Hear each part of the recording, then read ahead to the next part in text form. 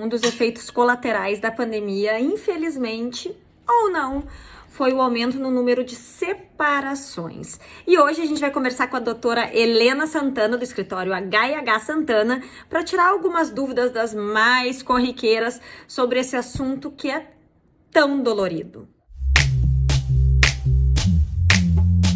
Como é que está sendo, assim, agora nessa situação de pandemia, já quase um pós-pandemia? Nós que não somos da área, vimos muitas pessoas se separando, as notícias também trouxeram um aumento no percentual dos divórcios. Como é que foi da prática jurídica, de quem está lá atendendo? Como é que foi essa percepção, doutora? Percepção, nós, na verdade, tivemos 3 momentos em razão da pandemia. O pré-pandemia, a primeira onda da pandemia, agora estamos na segunda onda da pandemia. Então, o que existia pré-pandemia?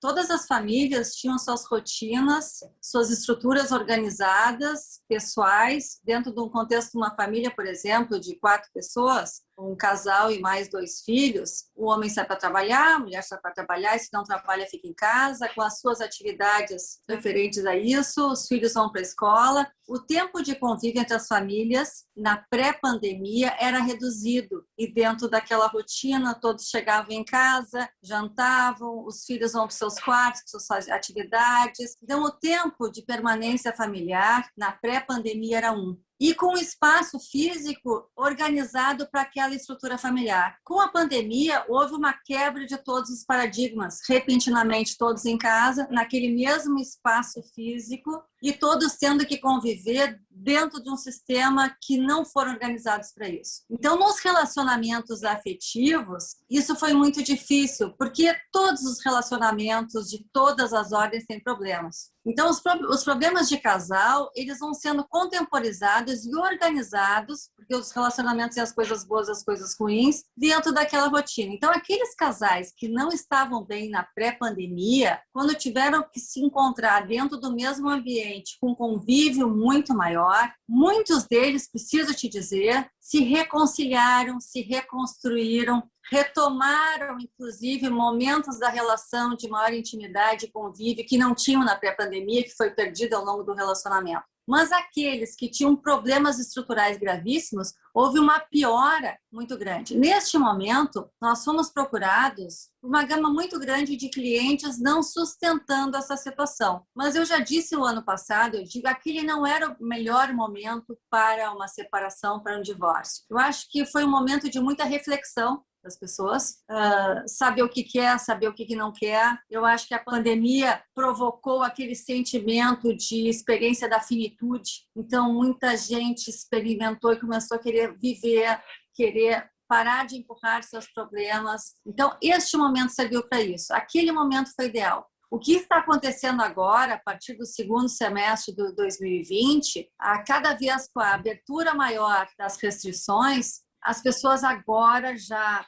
maturadas de suas decisões estão realmente tomando a atitude de tornar concreto aquela concepção criada ali, consolidada no período da pandemia. Queria conversar contigo sobre alguns aspectos para, de repente, ajudar os meus seguidores a refletir sobre alguns pontos que têm que ser avaliados antes de separar. Os maiores medos, pelo que eu percebo, antes da pessoa se separar, envolvem dinheiro e filhos. Tanto para a mulher quanto para o homem. Para a mulher, eu imagino que o medo de repente, ter que dividir com outras pessoas as crianças, e ainda as mulheres são as que têm a renda menor e saem mais prejudicadas. Conferem essas informações e como lidar com isso, de que forma, de repente, organizar para que o divórcio não seja tão traumático. O que acontece nessas circunstâncias de divórcio é que a mulher preocupa-se com a questão financeira. Muitas mulheres, como tu acabaste de dizer, assim, não alcançaram ainda a sua independência financeira. Muitas estruturas familiares foram constituídas por este casal, com a mulher se dedicando mais aos filhos e mesmo que trabalhando com uma renda inferior ao marido. Então, o medo da questão financeira, ele vai existir e ele tem como ser suplantado. Evidentemente, existe o medo em relação à pensão alimentícia, em relação aos filhos, e naqueles casos onde as mulheres dedicaram-se anos àquela relação, saindo do mercado de trabalho, também judicialmente pode ser conferida uma pensão alimentícia que considera, evidentemente, a idade, as condições fáticas de todo esse contexto, a capacidade do ex-marido em suplantar essa pensão. Mas em relação aos filhos, existe, na verdade, 2 parâmetros para a fixação dessa obrigação alimentar, que é a necessidade dos filhos e a capacidade de quem paga.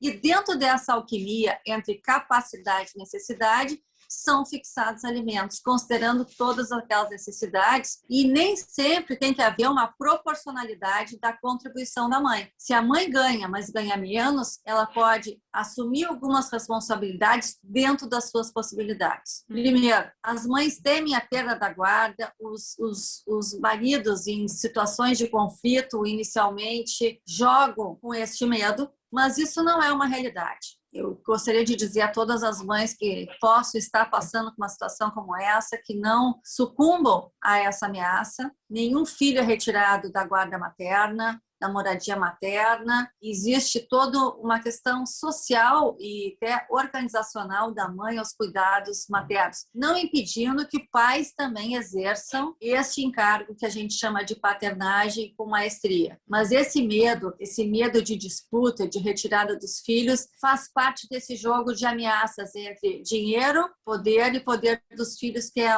o bem maior dos envolvidos. Uma dúvida que volta e meia também surge é a questão da infidelidade, né? Eu não sei também se as pessoas puderam ser muito infiéis durante essa pandemia, mas muita gente tem o temor de que o fato de ter sido infiel durante o casamento, e aí não importa por quais razões, possa impactar de alguma forma, tanto na separação de bens quanto na guarda dos filhos. Até que ponto isso é realidade? Nosso judiciário não examina mais a questão da culpa na separação. Portanto, a infidelidade com 1, com 2, com 3, com 5, com 10 não tem nenhuma interferência de ordem patrimonial, do direito à partilha e bens, e também não tem nenhuma interferência na situação da definição de uma guarda materna ou paterna daquele que tenha sido infiel. Evidentemente, o que se preserva é aquele bem-estar das crianças, aquilo que melhor atende as crianças. Aliás, não é possível, não tem sido reconhecido, essa é a posição preponderante do nosso Tribunal do Judiciário Gaúcho, dano moral por infidelidade.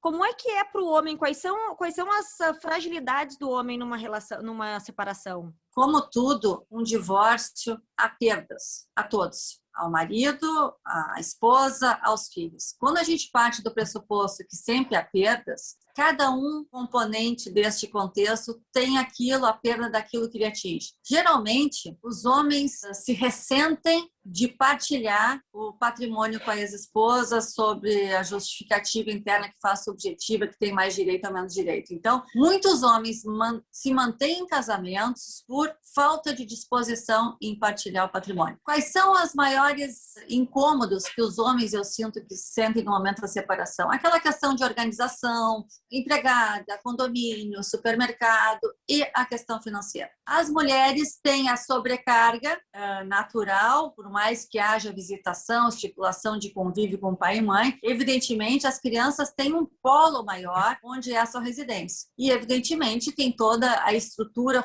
com a falta do suporte, por vezes, daquele pai que era um pai que participava mais ativamente. Então, o medo do homem é o financeiro, partilhar muito mais do que pensão, a preocupação em não partilhar o patrimônio.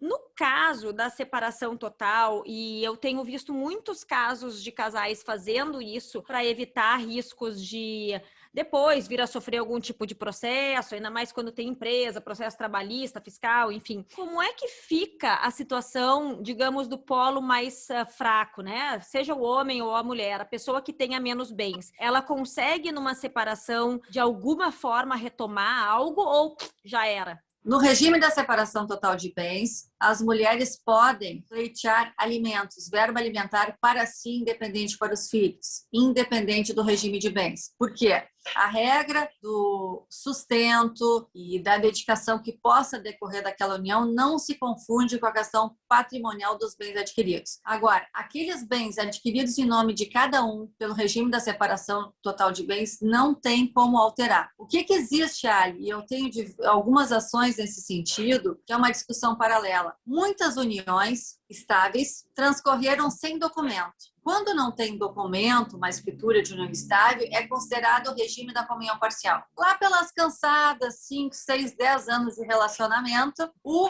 marido, o companheiro, dá um crescimento econômico substancial. Neste momento, muitos resolvem regularizar a união estável e adotam o regime da separação de bens, já projetando que não querem partilhar. Nessas ações, quando é a união estável, na verdade, isso não pode ser feito, porque o primeiro período era da comunhão universal, da comunhão parcial. Então, tudo que é adquirido naquele período tem que ser partilhado. Então, aquele regime não retroage, ele só vale para frente. Quando é casamento, é a mesma circunstância. É feito o casamento, então não há essa possibilidade de tentar revisar a contribuição de bens, enfim, adquiridos no nome dos outros. E o que consiste exatamente a pensão para um filho? Porque a gente, olhando de fora, não sabe direito, né? É só comida, é escola, também envolve atividade extraclasse, os luxos. Como é que é feita essa análise? Essa análise é feita, primeiro, analisando as necessidades daqueles filhos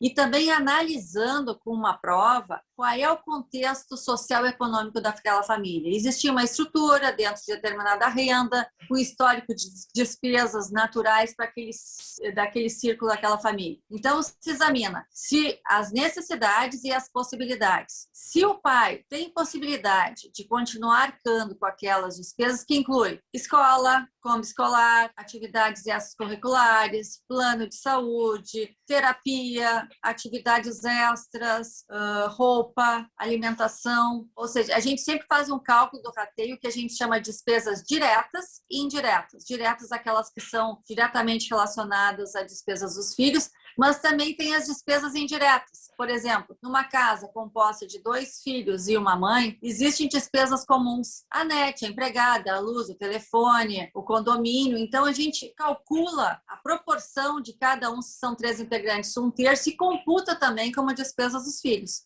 O que tu daria como conselho para quem está neste momento de eu vou me separar? E agora? O que eu faço? O primeiro ponto é buscar uma tentativa consensual. O tempo de um processo consome um período muito importante da vida das pessoas. E muitas vezes elas acabam brigando, litigando e chegando ao mesmo ponto, porque as regras de direito de família são matemáticas. O que é um regime de bens? É um contrato. Só que o problema jurídico, que eu classifico como 10%, nós temos 90% de problema emocional. E se as pessoas não tiverem a ciência, a consciência de que nesse turbilhão de sentimentos, muitos deles ruins e de difícil administração, entrarem de cabeça num litígio, isso tem efeitos muito deletérios. Porque, na verdade, é o seguinte, o que as pessoas buscam? O que as pessoas buscam quando casam? Ser felizes. O que as pessoas deveriam buscar quando se separam? Ser felizes. Não, elas ficam absolutamente absortas com uma série de atos de injustiças, de sentimentos ruins. Então, focar e tentar terminar com a mesma intenção, qual é? De ser feliz. Se vai ser num novo relacionamento, se vai ser sozinha,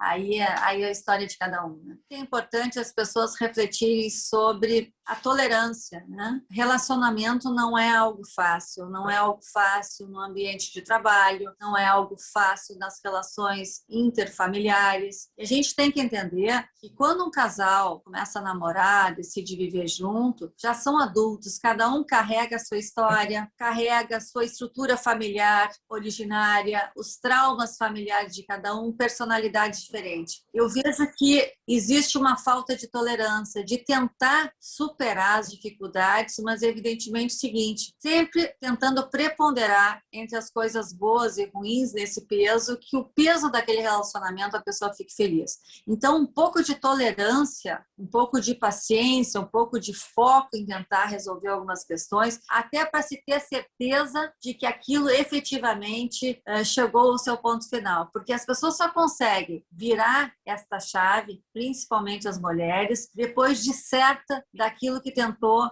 e não conseguiu. Então, a mensagem que eu deixo é: aqueles casais em crise, tentem buscar se há elementos para isso, um consenso, reativar aquilo que há de positivo. E aqueles que escondem os problemas insuperáveis, que também busquem a felicidade, tentando resolver da melhor forma possível.